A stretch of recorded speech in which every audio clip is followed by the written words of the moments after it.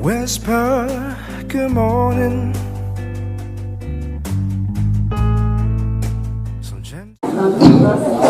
Saatos dipasangkeun lajeng dipoto bersama.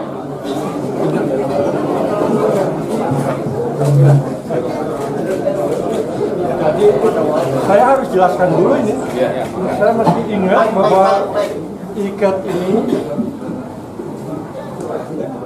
warna bentuk saya masih ingat ya. Mudah-mudahan betul pas dengan apa yang diharapkan oleh kita semua. Tentu saja oleh Pak. Karena ikat ini punya makna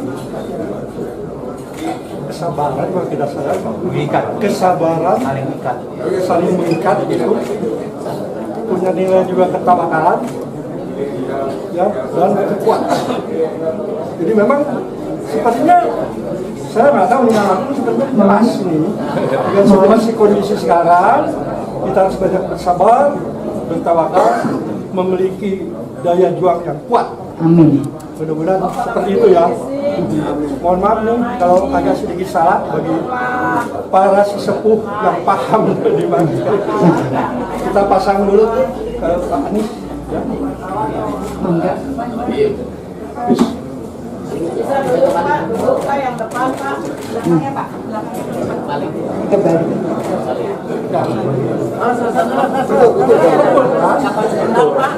Betul Pak. Pak, tamu di belakang Pak.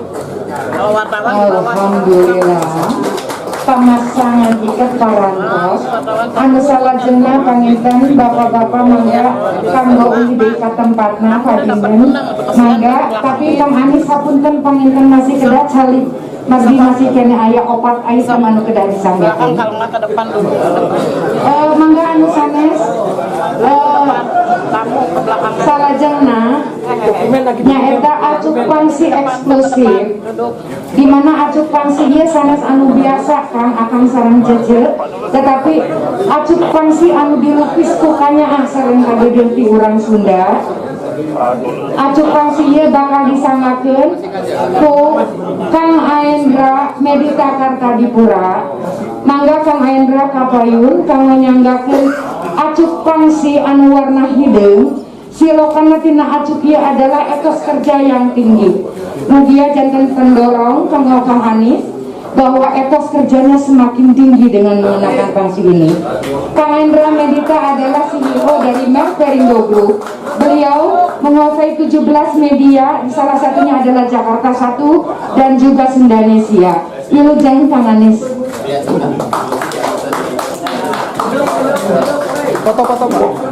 Mangga saatos didokumentasikan di haturanan panginten Kang Aendra saatosna mangga euy deui ka tempat kami parantos salajengna margi urang teh dibuburu waktos hapunten.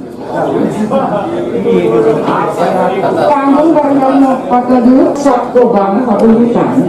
Senjata ieu tiasa janten pangapin kanggo kumaha ngalawan kaum londok atanapi kaum munafik. Mangga gobang paulutan ieu bakal disanggakeun ku Kang Ernawan. Anjeunna salah sawias sekjen Bamu Sunda, oge salah sawias pembina Gerakan Pilihan Sunda. Atuh mangga diaping ku Kang Denny Poniman. Anjeunna salah sawias juara dunia pencak silat Kang Anies. Waktu tahun 80-an. Mohon, Kang Denny Poniman itu jawara pencak. Jadi Kang Anies pada diajar silat ka Kang Denny tiasa private kata wisna. Mangga salajengna ya karena waktu ini adalah disertasi tentang ugawan secilin. Kita berpandangan bisa dikerjakan semuanya sendiri. Kalau kami di Jakarta kemarin menggunakan istilah kolaborasi, ya sama. Apa artinya kolaborasi itu? Artinya beban atas masalah itu dipingkul sama-sama, lalu solusi itu tidak semuanya muncul dari pemegang tanda tangan. Yang pegang tanda tangan memang yang punya kewenangan menjadikan itu sebagai kebijakan. tetapi sumber dari solusinya bisa dari semua. Sayang sekali kalau kita hanya kerjakan semuanya sendiri. Justru dengarkan, dan ke depan ini terutama nih Kang Agung yang pernah mimpin Kadin di sini, kita berharap dari para pelaku perekonomian berikan kepada kami masukan 4 hal. Apa yang perlu ditingkatkan dari yang sudah ada sekarang? 2, apa yang perlu dikoreksi dari yang sudah ada sekarang? 3, apa yang perlu dihentikan dari yang ada sekarang? Dan keempat, apa yang baru yang harus dibuat? Jadi ketika kita bicara tentang perubahan, itu bukan dengan menolkan yang ada. Ada pertanyaan, apa yang harus ditingkatkan, apa yang harus dikoreksi, lalu apa yang harus dihentikan, apa yang harus dibuat baru. Kebanyakan dari kita bicaranya yang nomor 3 dan 4 saja. 1, 2 tidak, jangan. Karena apa yang sudah dikerjakan ini bukan dikerjakan 5 tahun, 8 tahun, ini dikerjakan puluhan tahun. 4 itu. Kalau itu kita bisa bantu rumuskan, maka perubahan ke arah yang lebih benar bisa kita laksanakan. Bisa, 4 itu. Jadi tidak menghilangkan yang sudah dibuat, tapi juga tidak sungkan untuk melakukan yang nomor 3 dan nomor 4. Nomor 3 jelas apa yang harus dihentikan. Apa yang harus dihentikan? Karena kalau tidak ada yang ketiga, repot kita. Nah ini Bapak sekalian, kami harap dari siapa? Dari mereka yang senyatanya berada di dalam pasar ini. Tadi saya ketemu Bu Naning nih, Organda, apa dengan transportasinya. Ibu bisa jelasin kenapa yang kecil nggak bisa jadi gede di situ? Kenapa hanya dikuasai yang besar? Itu bisa ceritakan, dan apa yang dibutuhkan supaya transportasi umum, massal, darat itu bisa tumbuh berkembang lebih luas lagi. Yang paling tahu siapa? Yang berada di pasar. Nah itulah sebabnya saya merasa bersyukur malam hari ini bisa jumpa. Paling nggak kami bisa menyampaikan, dan mudah-mudahan ini insya Allah bukan jadi pertemuan terakhir ya. Kenapa? Karena pertemuan pembukanya aja saya dapat bekal banyak sekali nih. Dapat bekal banyak sekali, bekal yang benar banyak nih. 1, ini ikat nih, udah kasih pesan supaya sabar, insya Allah. Saya ini kemana aja sudah ingetin Pak yang sabar, ya, yang sabar, yang kuat. Bahkan saya cerita nih, saya mendatangin korban banjir Pak. Di Jakarta udah ada banjir, saya datang ke tempat yang banjir itu. Pas saya banjir saya bilang, Bapak yang sabar, Ibu yang sabar. Malah dia bilang, bukan Pak, Bapak yang sabar. Saya udah dari zaman Pak Cokro Pranowo banjir begini Pak. Cuman sekarang baru Bapak aja yang salahin terus. Nah, jadi Bapak yang sabar. Saya nasihatin orang supaya sabarnya malah dia jadi sabar. Itu lucu betul. Itu kejadian. Jadi terima kasih, ini ikatnya jadi bikin sabar insya Allah. Kemudian dapat senjata pedang. Lawan itu Pak. Lawan. Berarti lawan. Ya, artinya lawan ya. Ya, pedangnya jangan disembunyiin Pak gitu. Pedang. Ada pangsi Pak, ada pangsi Pak. Ada pangsi. Terus dapat kitab juga Pak ini. Jadi kasih pedang biar lawan. Terus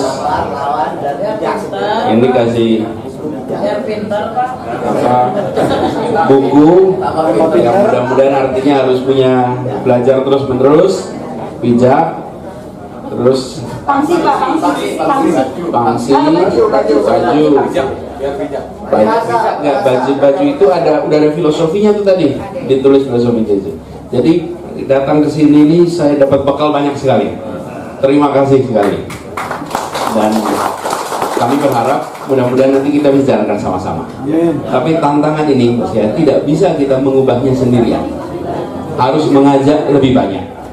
Tapi saya ingin garis bawahi Mas ya, bahwa kami di dalam berbicara tentang keadilan itu yang selama ini kita pegang ketika mengurus Jakarta. Mengurus Jakarta satu kata, keadilan. Dan Pak, kalau di Jakarta ini Pak, rapat di balai kota, saya sampaikan. Bapak Ibu semuanya yang di ruangan ini, hanya kurang dari 1 kilometer dari tempat kita rapat. Disitulah pembukaan Undang-Undang Dasar 45 itu disusun. Jadi di antara semua kantor yang mengurusi rakyat, kantor kita ini punya tanggung jawab paling besar untuk melaksanakan yang tertulis di dalam cita-cita dasar Republik ini, keadilan sosial. Itu cita-cita dasar, tidak ada pilihan. Dan kalaupun kita harus mengambil sikap, maka kita dasarkan sikap kita itu kepada satu, prinsip keadilan, dua, kepentingan publik, maslahatan untuk publik, tiga, akal sehat, empat, regulasi. Jangan dibalik. Kadang-kadang regulasi dulu, akal sehat tarik nomor 4. Akal sehat, keadilan, kepentingan publik, akal sehat, regulasi. Karena keputusan itu tengah jalan kita akan ketemu dengan dinamika yang tidak mungkin sesuai dengan apa yang ada di regulasi. Saya merasakan Pak, ketika COVID kemarin harus ambil keputusan nomor satunya Pak, menyelamatkan nyawa. Belum tentu sesuai regulasi, tapi kita menyelamatkan nyawa. Karena penyelamatan nyawa ini prioritas paling utama. Kemarin ketemu dengan kenaikan upah buruh Pak, di Jakarta. Kenaikan upah buruh di Jakarta itu, aturan yang kita buat itu beda dengan aturan yang dibuat oleh pemerintah pusat. Kenapa? Ya karena prinsipnya keadilan dulu. Kalau kita prinsip keadilan dulu, kita lakukan itu. Walaupun kita digugat, walaupun tekanannya macam-macam itu. Tapi kami ingin ini kita sama-sama pegang prinsipnya, prinsip keadilan, prinsip kepentingan umum, akal sehat, regulasi untuk membuat Indonesia lebih baik bagi semua. Itu saja barangkali.